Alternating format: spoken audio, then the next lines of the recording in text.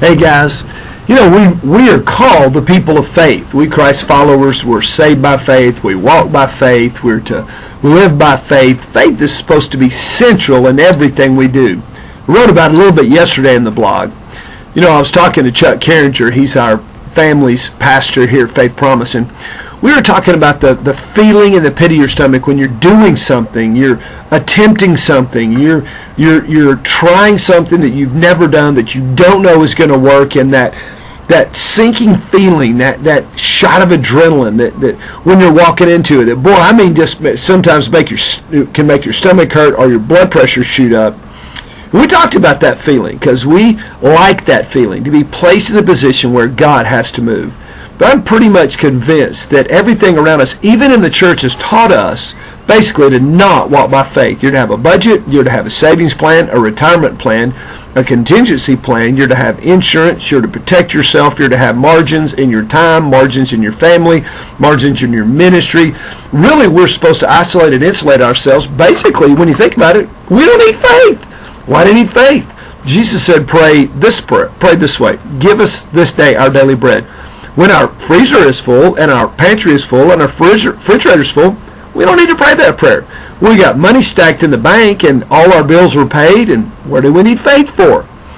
So in reality, faith goes against how we're taught to live and how we want to live, because the flesh doesn't want to live by faith. It wants to know that everything is okay, everything's planned, everything is there, everything's done, all that we need.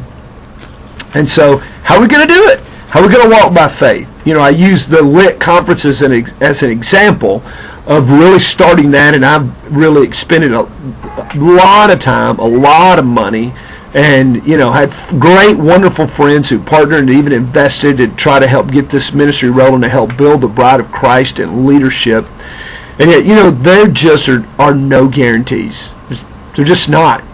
And so, there are times that even I, who have a great gift of faith, that wonder, what's going to happen this weekend? What's going to happen about this? And so we're called to walk by faith. Romans 8:8, those that walk in the flesh can't please God. And yet we really naturally don't want to do it. So it's our job to live supernaturally. It's our job to walk by faith. How are you going to make that work out?